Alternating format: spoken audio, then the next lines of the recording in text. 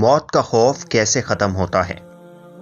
زندگی کی حرص کا نہ ہونا انسان کے اندر شجاعت اور بہادری پیدا کرتا ہے، جبکہ زندگی کی محبت انسان کے اندر بزدلی پیدا کرتی ہے۔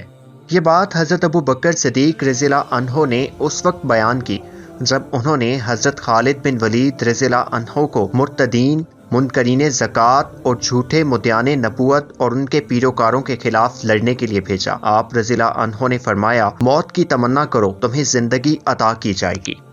سبق: موت تو ایک دن سبھی کو آنی ہے، لیکن جو لوگ شجاع اور بہادری کی زندگی گزارتے ہیں وہ ایک زندگی میں کئی زندگیاں جیتے ہیں۔ باقی رہی بات، شجاع و بہادری صرف حق کے راستے پر چلتے ہوئے ہوتی ہے۔ غلط راستے پر شجاعت و بہادری صرف انسان کے خسارے اور نقصان میں ہی اضافہ کرتی ہے۔